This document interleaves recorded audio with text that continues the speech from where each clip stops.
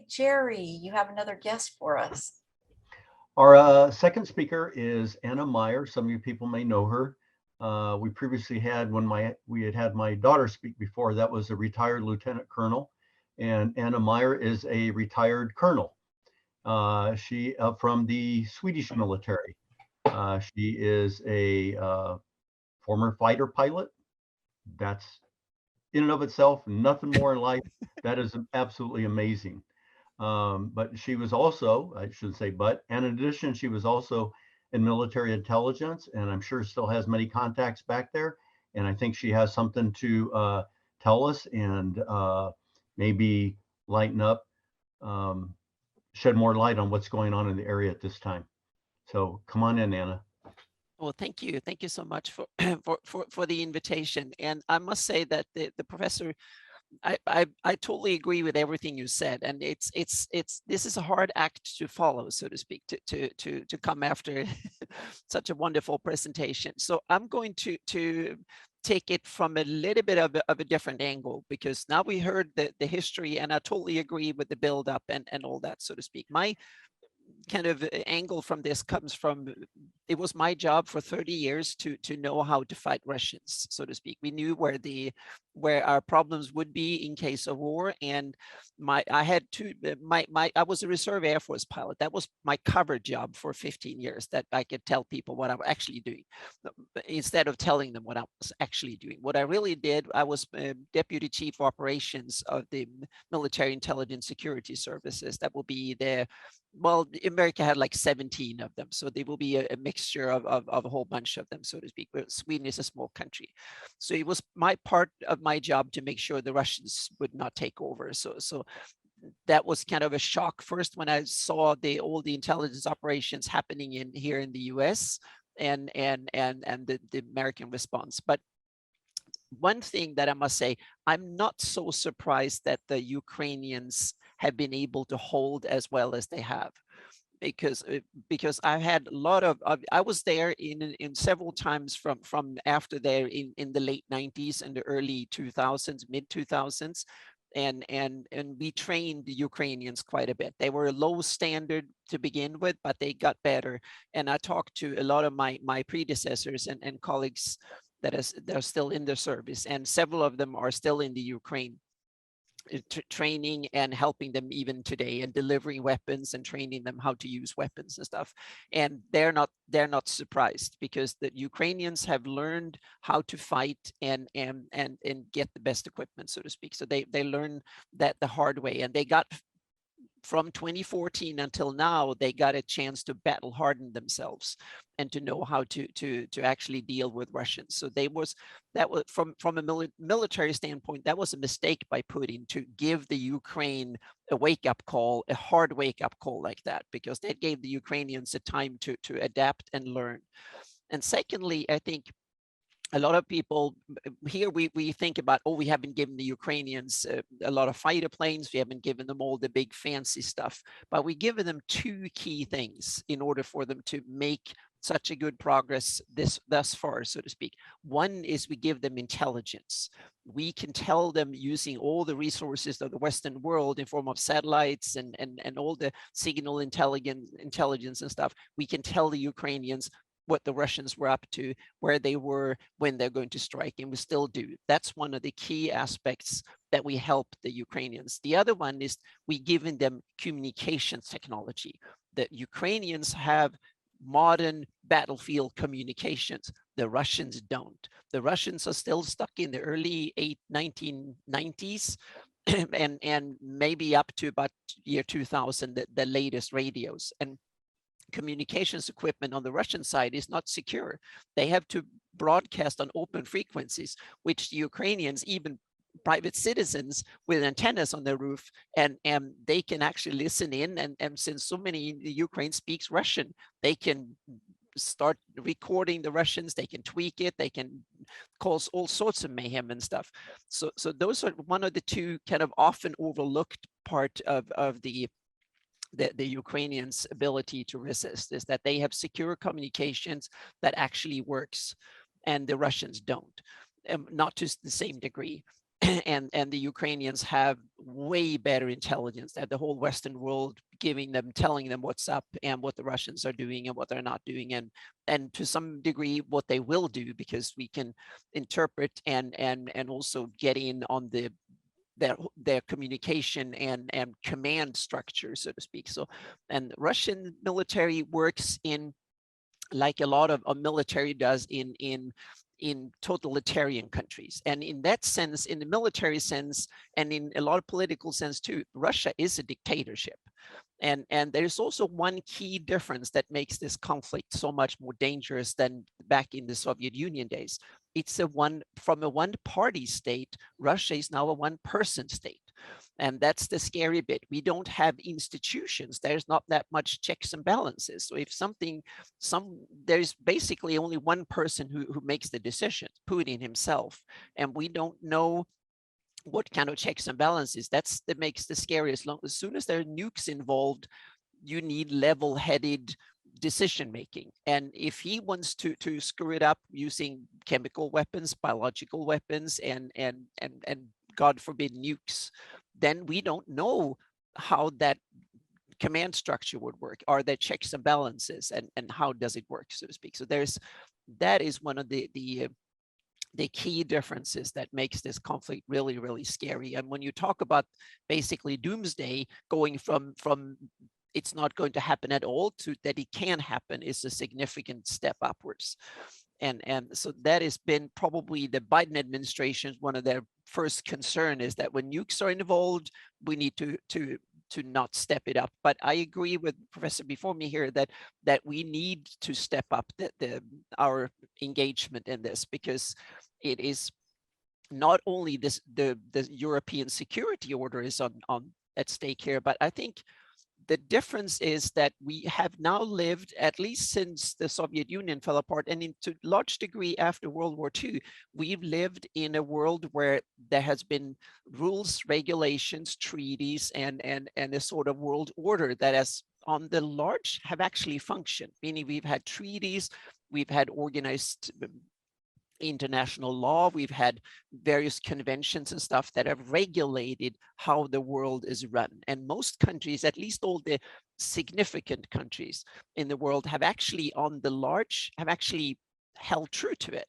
And this is the first real blatant times when you've had one of the major countries simply disregard everything that comes with the being a nation in the world today, and hold up to obligation, who just blatantly invaded another country. That has happened in the third world and happened but this is the first time it happened in significant countries. And I'm talking significant from a political, military, economic standpoint, so to speak, that have nukes and have a large economy and can cause a lot of damage comparatively. And that's something. And first of all, please interrupt me with questions. I don't want to speak here for like half an hour. I didn't have like a really long speech. I can go on and babble about this, so please interrupt me with questions. But I want to, while we're waiting for questions, I want to take a couple of things that we have learned from a military perspective in this, is that in this day and age, strategic surprise that used to be something that you could do, meaning you could amass a military almost in secret, and then you can assault another country in secret. That is almost impossible in this day and age, where you have sensors, satellites, and all sorts of intelligence that can stream in, meaning that the US and Western intelligence on what the Russians were up to was spot on. We knew almost to the minute when they were going to strike, and we could tell what they were doing, and we can tell what they were planning. And I think that's one of the good things in how the Biden administration and other Western countries, how we handled it. We didn't sit on the information. They actually told the world and told media what the Russians were up to. And there's a funny little story about this. And there are some funny anecdotes in this tragic, horrible war. And one of them is that there were dressed Russian generals at a meeting out in the field when they stood among tanks and stuff, and was complaining that there was in American news and on CNN, CNN knew what we were up to, and they were so pissed at it, so to speak, and they were yelling and screaming about it, and were really angry and wonder who the hell had told the CNN what they were doing, and that kind of, and we think that the video was actually real, so to speak. It was not faked. So there are some, and then we've all seen the clips of Ukrainian tractors, which I think tells another interesting story side of this, is that the Ukrainian authorities and political structure have been masters at using propaganda in the day and age of social media and stuff, because the social media and the media landscape today abhors a vacuum. You need to fill it with something. And Ukraine have surprisingly not only defeated or not defeated, that's right, but stood up to Russia on the battlefield. They've also done it in social media. The Ukrainian government had done a way better job than US with all its resources, meaning Russia could run rampant in political propaganda in the US. In Ukraine, not anywhere near it. Ukraine is fighting back very, very effectively against Russian propaganda, very effectively. And I think that a lot of people in this country and a lot of other countries need to take the heed and learn from how the Ukrainians have handled it, so to speak. For instance, there was a legend of the Ukrainian fighter pilot that was the ghost of Kiev. I don't think that it was actually a true story, but it doesn't matter.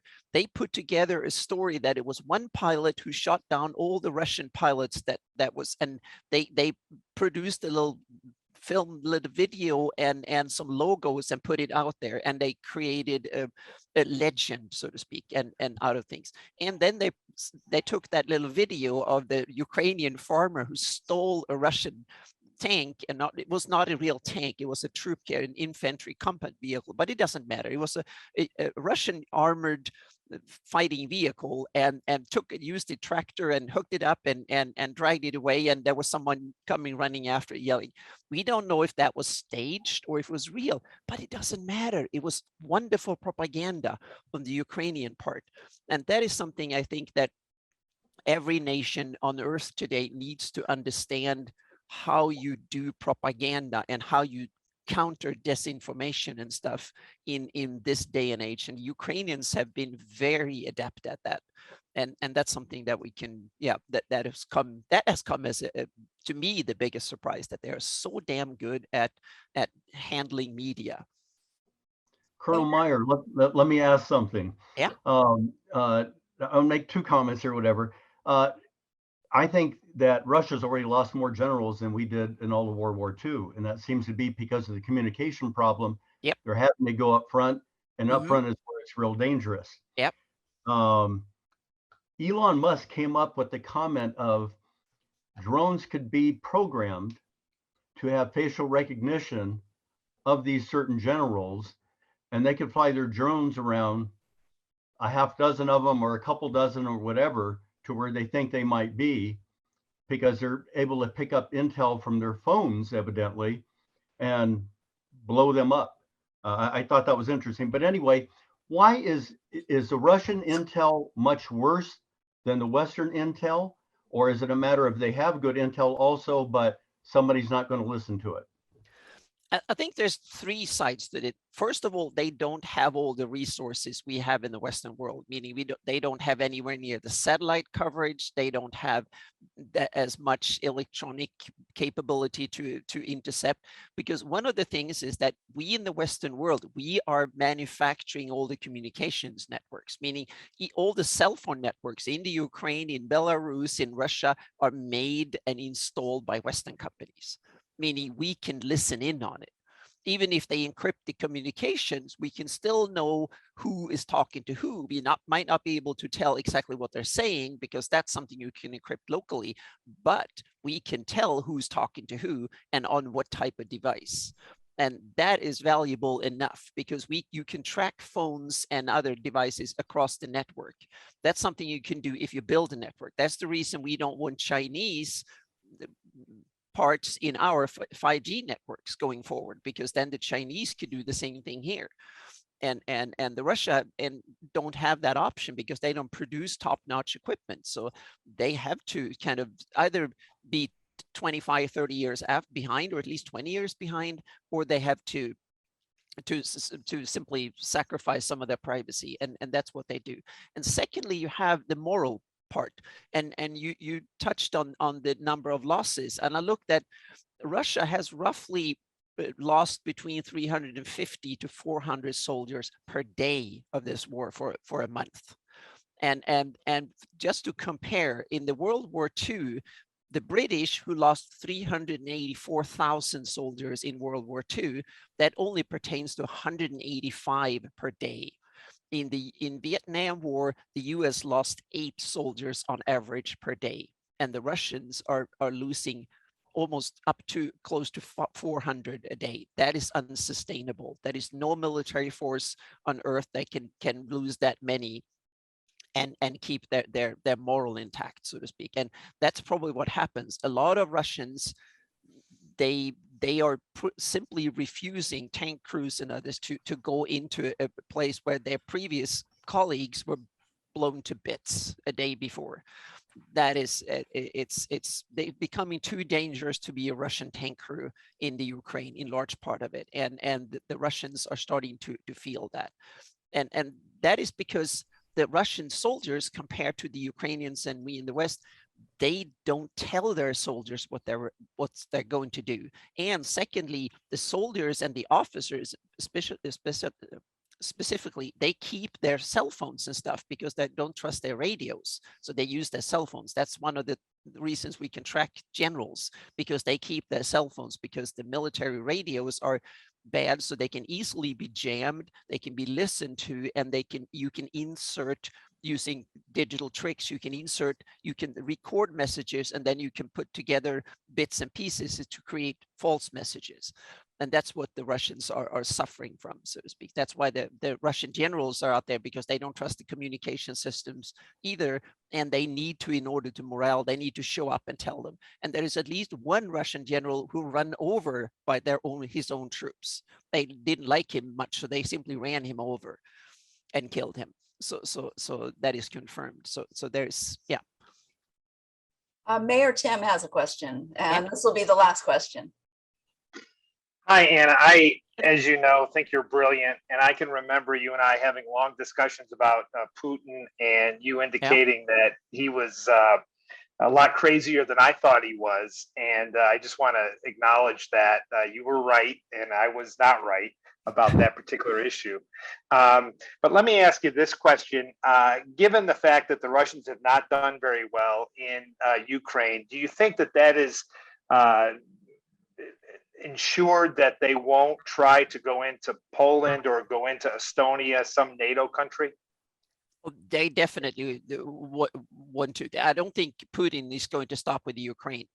I totally agree with Professor Grecci that if Putin is not firmly defeated in the Ukraine, he will try somewhere else. And my ex-professional guess is that the Baltics and Finland and Sweden are next, and we are in those countries acting upon it, so to speak. So Finland is probably going to announce their NATO application in a couple of weeks at Easter, and Sweden will not be far behind.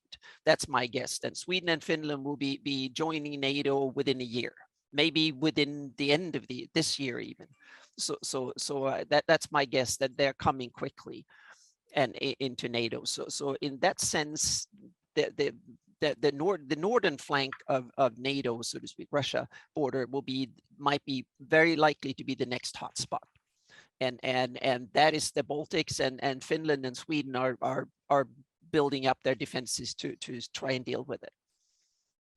Thank you. I doubted you before about Putin. I won't doubt you on this one. We won't, none of us will doubt you. That was absolutely fascinating. Thank you, Anna, for showing up, and you're invited here anytime you would like to come. Oh, thank you.